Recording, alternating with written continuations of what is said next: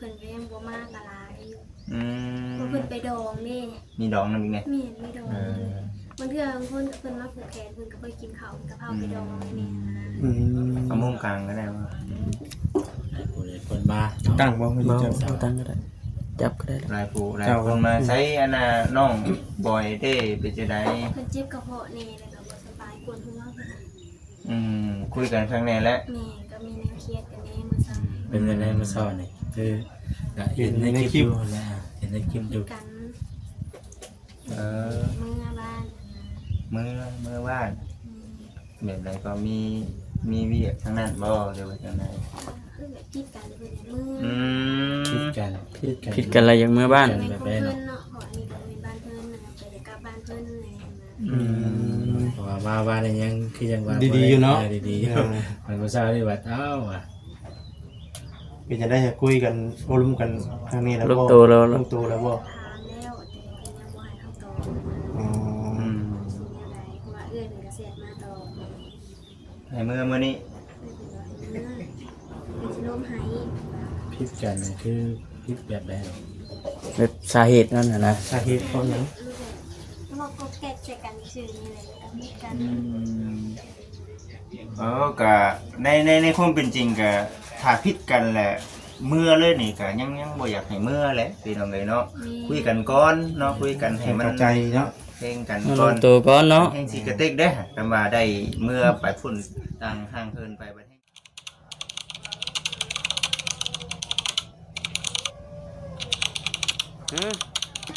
มะพร้าวอันนี้เนาะ เอาในมือไว้ได้น้องเอ้ย เนาะ จุกไว้ได้มือ จงไว้บ่ อย่าไปตัดออกเลย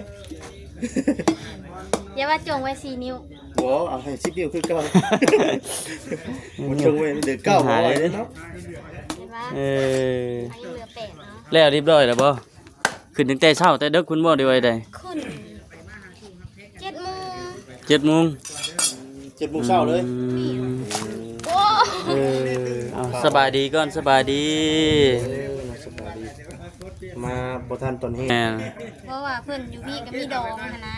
อยู่พี่ก็มีงาน งานดอง เป็นเป้ามาเฮ็ดให้แหละเพิ่นก็เป้าไปดองเนาะ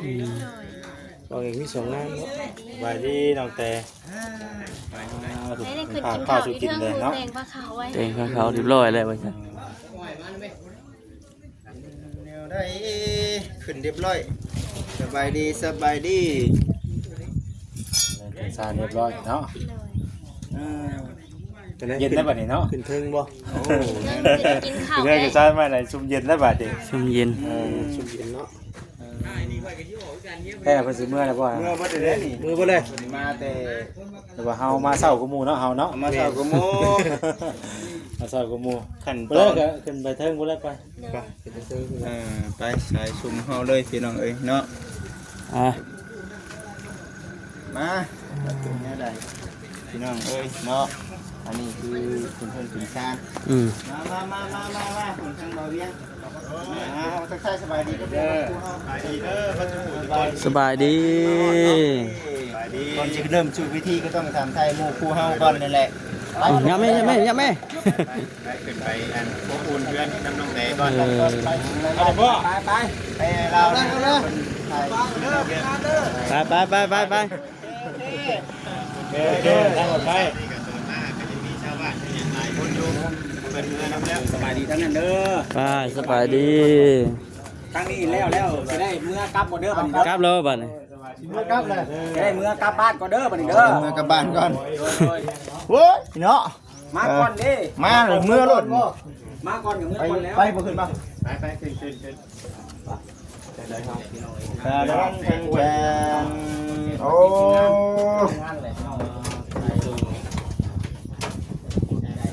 จังไดนี่มียังไงนี่ลาบซีนเนาะ ครับก้อย แล้วก็ซอยขม จุซอยแซ่บมันต้องมีผ้าผ่อนแล้ววะใช้ผ้าผ่อน โอ้เป็นยัง บ่มี เป็ บ่ นหยัง เอาย่อเข้าไปแล้ว เอาจริงแล้วอยากกินน้ำ น้ำบ่ น้ำบ่น่ะ น้ำได้ จบนับ เนาะมา ซ่าใครกลัวบ่มาเด้อ ถ้าเขาว่าปลาต้องทำอย่างดีเนาะนี่ แม่นโอ้ถือว่าเพิ่นจงไม่ให้ มาสาด นี่คือว่าเจ้าอยากกินน้ำนี่เอาน้ำให้เรากิน เอาว่าน้ำนี่ น้ำมันนั่น นี่ น้ำเมืองคงกูได้นะ เนาะ เมืองคงได้กินได้นะ ขาวแบบนี้แหละจังคือเด้แบบนี้เด้ คนแจ๊บ มาตามที่หลังมาตามที่หลัง เอ้ยเนาะ อาจารย์ใหญ่นะฮะ เอาจัดใหญ่ดิ โอ้ยว้าวอะไรดีรุดกลัวไปอีก เฮ้ยคือกันแหละเนาะพี่น้อง ไปว่าผมเป็นกระปืนกระปะกวันนะลงหน้าลงหลังเศร้าหน้าเศร้าหลังอยู่ เป็นยังไงเขาเศร้าหนักเศร้าหนัก แม่ดิคนหลาย ว่าถือว่าพิษแล้ว คนหลาย เราใช่ไหมนะ ประมาณนั้นบ่ นั่ง ว่าแสนแล้วอาจารย์ใหญ่นะ โอ้ยคือกันแล้วข่อยกันแล้วมันจะอยู่ดีมีแห้งแล้วข่อย เขาไปนั่งใกล้คือแบบท้องกับสีโชนแน่บ่คือเฮียคืออย่างนั้นไปนั่ง ใส่แว่นเขาอีก ใส่แว่นเข้าไปอีกโอ้ยแห้งคือคัก อันน่ะ นี่คือ คือดิคือยังคือยัง คือเฮีย คือเฮีย ประชาชนนุ่มมือเอาใช่ไหม เอ้ยบ่ขึ้นมาบ่ มันถึง800 ล้านแห้งคือคักเนาะกันถึง800 ล้าน โอเค จันจะ คุมกล้องคือว่าอะไรพี่น้องเนาะโอ้ยกินคงกินทวนเนาะมาตำลัง ยีเข่าบ่ อยู่เขา นั่นแหละมาซ่าใครกลัวบ่มาพี่น้องเนาะเขาก็ฮู้อยู่แล้วว่ามื้อนี้เป็นมื้อขึ้นซ่านน้องแต่เพิ่นคนคือสิหลายมื้อเช้านี้เนาะหลาย เพราะว่าเพิ่นก็ยังบ่มากะลายอยู่ อืม เพราะเพิ่นไปดองนี่ มีดองนำอีกไง แม่นไม่ดองบางเทื่อบางคนเพิ่นมาผูกแขนเพิ่นก็ไปกินข้าวกับเอาไปดองนี่ เอามุมกลางก็ได้ว่า คนมา ตั้งบ่มัน เมา จะ เอาตังก็ได้จับก็ได้ หลายคนมาใช้อันน่ะน้องบอยเด้เป็นจังได๋ เพิ่นเจ็บกระเพาะนี่แล้วก็บ่สบายปวดหัวเพิ่น คุยกันครั้งแรกแล้ว แม่ก็มีแนวเครียดกันแน่มื้อเช้า เป็นยังไงมาสอนนี่คือเห็นในคลิปอยู่แล้วเห็นในคลิปอยู่ กัน เออ เมื่อบ้าน เมื่อบ้านแบบไรก็มีเวียกทั้งนั้นบ่เดี๋ยวจังได๋ คือแบบคิดกันเพิ่นเมื่อ คิดกัน ผิดกันอะไรอย่างเมื่อบ้าน ในของเพิ่นเนาะเพราะอันนี้ก็เป็นบ้านเพิ่นนะไปกลับบ้านเพิ่นอะไรนะ เพราะว่ามาบ้านยังคือยังว่าดีๆมันก็เศร้าที่ว่าเอ้าว่ะ เป็นจะได้จะคุยกันโอลุ้มกันทางนี้แล้ว ลูก บ่ โตแล้ว ลูกโตแล้วบ่ ถามแล้วแต่เพิ่นยังบ่ให้คำตอบ อ๋อ อะไรเพราะว่าเอื้อนก็เสร็จมาต่อ ให้มื้อนี้ ล้มหาย พิดกันคือพิดแบบไหน แบบสาเหตุนั่นน่ะนะ สาเหตุเพราะหยัง เราก็แก้ใจกันชื่อนี่เลยกับมีกัน ก็ในความเป็นจริงก็ถ้าผิดกันแหละเมื่อเลยนี่ก็ยังบ่อยากให้เมื่อแหละพี่น้องเอ้ยเนาะคุยกันก่อนเนาะคุยกันให้มัน เข้าใจเนาะ เพลงกัน เอา ก่ ลู อน กโตก่อนเนาะ แห่งสิกระเตกได้แต่ว่าได้เมื่อไปฝุ่นต่างห่างเหินไปบัดแห่งกระเตก อยู่ไกล ได้ กันเลยติ เราต้องคุยกันให้เข้าใจบัดเรื่องเรื่องที่เฮาเมื่อไปแล้วบัดหายเครียดหายสร้างกันเนาะสมมุติว่าอยากให้กลับมาอีกบัดเสียเงินอีกเนาะเสียเงินค่ารถค่าราอันนี้คือถ้าหากว่าน้องเพิ่นได้พังก็ขนาดยินไว้ก่อนเนาะผมเฮาอยากให้นี่มันอยากเมื่ออย่างเดียวเนาะแต่ว่าพอเฮาอันน่ะอยากให้บัดเอาแล้วคือขี้ฮอดเมียแท้หั่นนะพี่น้องเอ้ยเนาะบ่ช่างได้ มีเหตุผล บ่ช่างนั่นคือที่น้องแต่ขี้ฮอดผัวบัดนี้น้องแต่เสียเงินลงไปอีกเนาะ แม่น ทั้งนี้สิลงไปทางนั้นก็เสียเงินอีกนะพี่น้องเพราะฉะนั้นเมื่อตอนฮ้อนนี่ก็มันก็ บ่คักเนาะ คักบ่แน่เนาะมีหยังต้องห้วยหน้าเขาก็หากันคุย ครับความเข้าใจกันเนาะ เข้าใจหากันก่อนอันนี้ก็คือว่าแน่แหละมันหลายคนเบิ่งเฮาอยู่แล้วนะเพราะฉะนั้นเราก็เย็นไว้ก่อนนั่นแหละมีแต่คนหักคนแพงหั่นแหละมานี่เนาะพี่น้องเอ้ยเนาะบ่ได้ว่าจังใดนั่นแหละว่าเสียเลยมีหยังอยากบอกเพิ่มเติม จะว่าพูดเลยเนาะ คือกันนั่นแหละเนาะนี่คือในคุมคืนของมือจิตเนาะว่าเสียนี่ มีเหตุผลอยู่เนาะ นั่นแหละพี่เราไงอยากจะคุยกันก่อนเนาะคุยกันปรึกษากันนั่นแหละ แต่ว่ายังบ่ได้คุยกับทางทีมงานเลยแม่นบ่ทางน้องเพิ่นยังบ่ได้หมู่ทีมงานมานี่ยังบ่ได้แบบว่า พิ่นยังบ่ได้ว่านั่นจ้ะ ยังบ่ได้เว้าบ่ได้เดียว เบิ่งมื้ออื่น จักมื้ออื่นจักมื้อใดแล้วก็ เพิ่นเช้าเที่ยงเช้ายังก่อน ก็ถามไทยกันนั่นแหละเดี๋ยวมันสิเป็นเรื่องใหญ่ว่าซั่นน่ะนะ จากเรื่องเล็กสิกลายเป็นเรื่องใหญ่เนาะ คือว่าแน่แน่ ถ้าแม่นว่าเพิ่นสิมาน้องก็ได้โทรถามทางนั้นแล้วว่าเป็นไงให้มาก่อน ให้มาก่อน จังไรก็ต้องได้เมื่อบ่จากมัน เว้าเรียกหาคือทางบ้านโทรมาให้กลับมื้อนี้เลย อ๋อ อ๋อโอ้มื้อขึ้นเฮือนซับเนาะ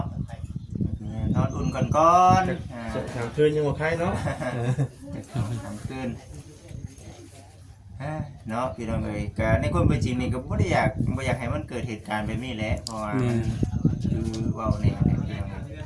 ตอนนี้ก็กำลังสร้างอยู่นะเดี๋ยวมันสิบ่ฮอดได้เนาะบ่ช่างได้คือเพิ่นเว้าแล้วขี่เรือมาอยู่ดีๆแบบสิมาหลมบางจอดเนาะมันก็บ่คักแหละนะพี่น้องเอ้ยเบิดเท่านั้นแหละพี่น้องเอาบ่แซนเว้าเพิ่มเติมพี่จังมาบอกควงเหมือนจำเนาะนางบ่สั่งเนาะโอ้ ของวีแล้ว เอาพอบ้านแสนบ่ มาแชร์เพิ่มเติม มีมาวันนี้จะมีแต่มายินดีน้ำน้องเพื่อน ตั้งใจว่ายินดีเด้ มายินดีมื้อนี้นะ บ่ได้คิดจักดีเนาะว่าสิมีเหตุการณ์แบบนี้นะ ขณะน้องเองก็น้องยังบ่ได้คิด วันนี้เขากลับมาอยู่นะคือจังหวัดพระเน เงียบเตรียมใช้อยู่เมื่อวานนี้ก็ได้เนาะ บ้านนี่ก็ยังเว้าน้ำบ่าวอยู่ โอ้ว่าน้องเพิ่นก็จะควมอยู่เด้เนาะว่าซั่นเห็นหันเห็นนี่อยู่ว่าซั่นนะ ทางเห็นนะเพิ่นเฮ็ด ก็แม่นว่าเรื่องเพิ่นเครียดเลยก็เพิ่นก็บ่อยากเว่าน้ำไผนะเพราะว่าสิใส่ไปแนวนั้นนะ ก็พยายามมาได้ ใจเย็นเนาะ เห็นรู้ได้ เฮ็ดจังได๋รู้ เอาแบบ เฮ็ดเวียกอยู่บ่ เพราะในเรื่องแบบนิสัยเฮานี่แหละให้เฮาฮู้แต่สองผัวเมียพอเพิ่นน่ะแบบนั้นน้องก็โทรถามเพิ่นเรื่องน้องแล้วว่าเพิ่นให้เครียดเพิ่นบ่อยากเว่าน้ำไผนะ กับบ่ติและผมอยากให้เนาะ เครียดให้แล้วพอน้ำแม่ก็แม่ถามเพิ่นเว่าน้ำในนี่นะ ตีแหละคันอยากให้กันคำคนเฮานี่คันอยากให้นี่บ่ตีเด้มันก็ไปทำก็บ่อยากว่าแต่ว่าก็มีแต่สองผัวเมียฮู้กันนะพ่อคือว่าเนี่ยมาแรงก็เฮาจังคุยกันเนาะจังแบบนั้นแหละดูว่าแล้วเนาะมีแต่ว่าเอ้ยแต่มันคู่คนนั่นแหละเนาะคู่คน นี่แหละไป เดี๋ยวผัวมีเมียเนาะมีปากเถียงกันแน่พี่น้องเอ้ยแล้วจะได้เพลงกันมีปากเถียงกันเรื่อยให้เพลงกัน ไม่ใช่ดูไม่ได้ไม่ใช่ได้กันเรื่อย แม่บ่บอกสรีนี่ ไม่รู้แล้วมันจะดี นี่ก็พี่เป็นให้กี่ไปได้เด้อเฮ้ยคิดเมื่อมื้อนี้เลยเนาะ เอาย่อมาเฉลยก่อนกันเลยเนาะเดี๋ยวจะได้ยาทั้งน้องเพิ่นกินอยากกินยาได้บ่ กินข้าวยังไม่ได้กินข้าวได้บ่เดี๋ยวนี้ไว้ กินแล้วน้อง ทั้งน้องบอยได้กินได้บ่ กันยังบ่กินได้สิให้มากินน้ำกันวะ เนาะ แล้ว เจ็บกระเพาะเนาะ แล้วก็เพิ่นก็ปวดหัวบัดนี้ ทางบ่จิตเริ่มผิวขาวแล้วทั้งนี้ที่บ่กินที่บ่เข้ากินได้นี่เนาะอยู่ว่าได้นี่ เอาคุยกันตกแตกก่อนเนาะคุยกันตกแตกก่อนให้ FC เพิ่นนั่นน่ะฮู้กันก่อนหั่นน่ะก็สิประมาณนั้นแหละพี่น้องเอ้ยเนาะน้องก็โทรถาม ถามว่าเห็นไม่ได้พอผิดกันเห็นไม่ได้หัวปากน้ำวันนี้แต่เป็นว่าให้มาหน้าก้อนลมหายอะไร มีแต่แนวนี้ซะน้องเอ้ยเด้อในเรื่องคุมผิดกันนี่ก็ให้เฮาเคลียร์กันสองผัวเมียแต่ว่าในเรื่องพ่อกับแม่ถ้าหากว่าเพิ่นฮู้ว่าลูกเต้าผิดกันนี่เพิ่นให้สิอุกใจนะ เพราะว่าน้องก็แต่ก้าวน้องก็เคลียร์กันเองน้องจึงโทรไปนะแต่ว่าเพิ่นอยากเมื่อเลยน้องบอกไปเมื่อปันใดในนี้นะถ้าแม่นว่าสิให้แม่นว่าสิเมื่อลีกับน้องไปส่งคิวรถพอต้องโทรบอกเพิ่นจังนั้นก็เอาลูกเฮามาเป็นอย่างนั้นบอกให้ต่างคนต่างเบิ่งกันให้แล้วเฮ้ยเนาะ ต่างคนต่างเบิ่งกัน ปรึกษาเพิ่นว่าสิให้อยู่ก่อนบ่หรือว่าสิเมื่อ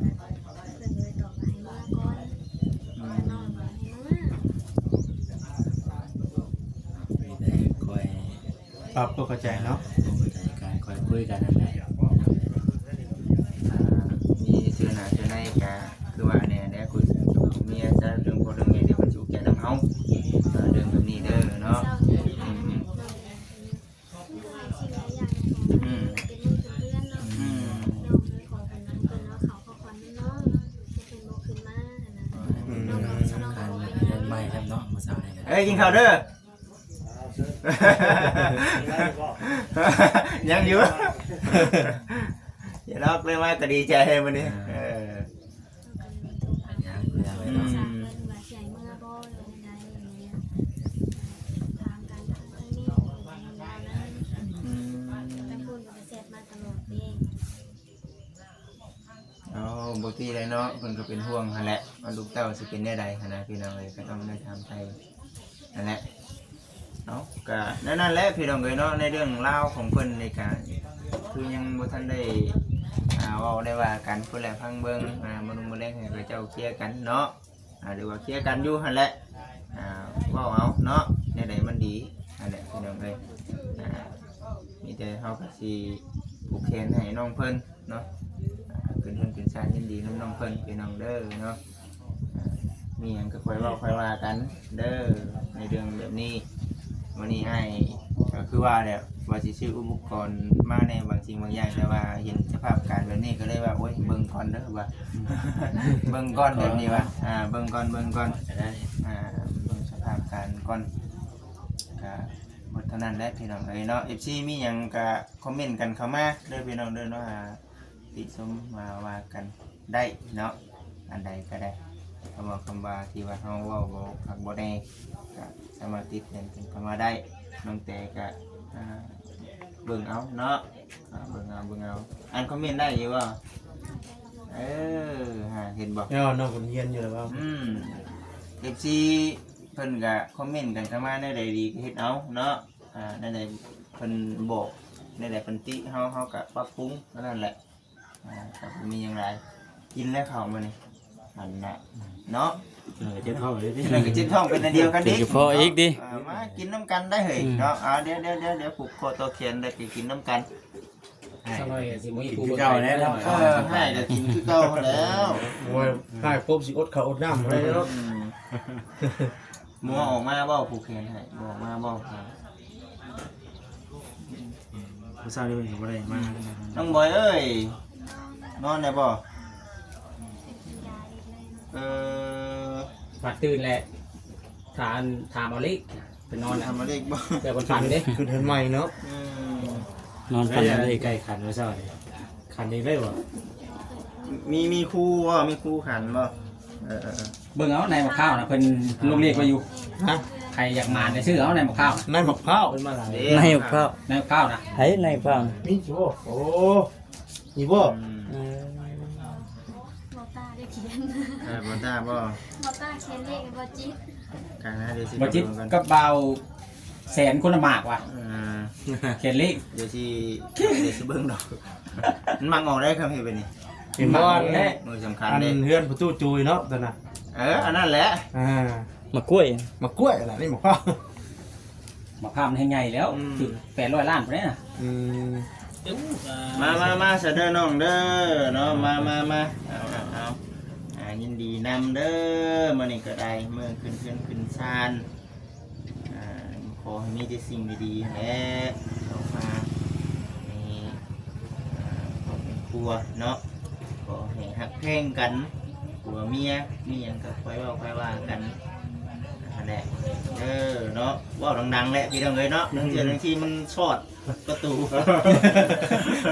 โอ้จะรู้ว่าประตูอะไรนะวะกายชาวดัง บอกกับเว้านี่กะเฮากับแบบบ่ได้ว่าหยังน้องเพิ่นได้พี่น้องเอ้ยเนาะแล้วก็ขอว่าฮักเพลงนั่นแหละอยากให้อยู่ร่วมกัน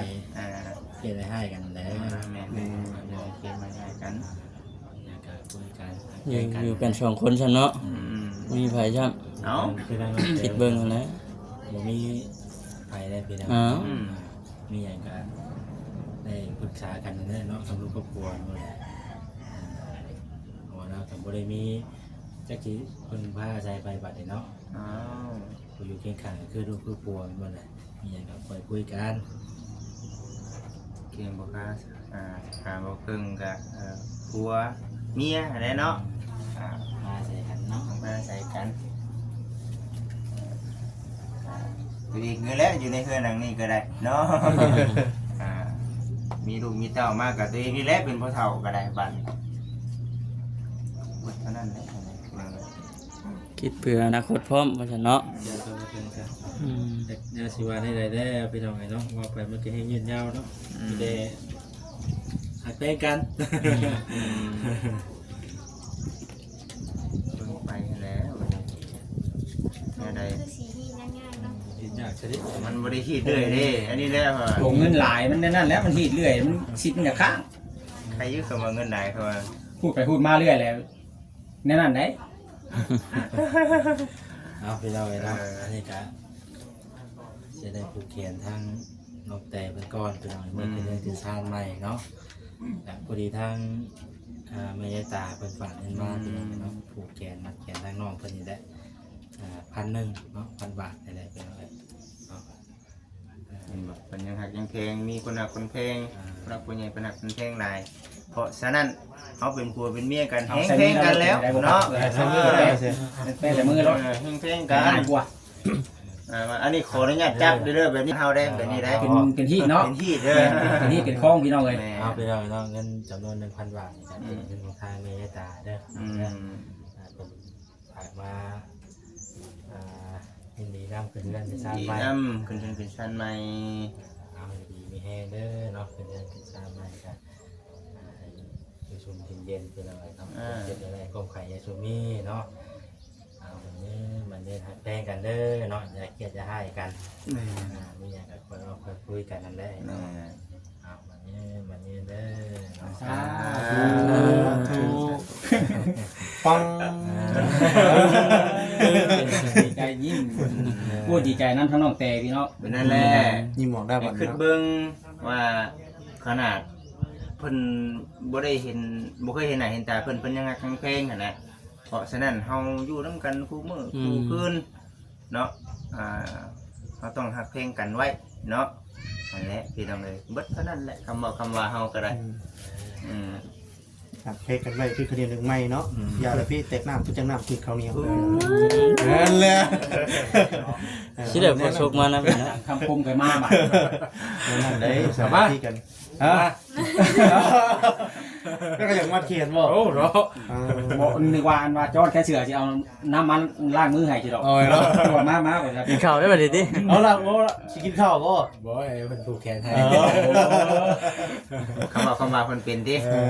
กันเด้หอยได้ ก็มีแต่อยู่ดีมีแห้งกันแล้วเนาะคำบอกคำว่ากันพี่น้องเอ้ยเนาะมัดแขนกันดีมีแห้ง มันเห็นอยู่ดีมีแฮงเบิดเท่านั้นแหละเด้อน้องเด้อยินดีน้ำ ยินดีน้ำขึ้นนอนดูแล้วบ่ได้เนาะ กันเนาะเป็น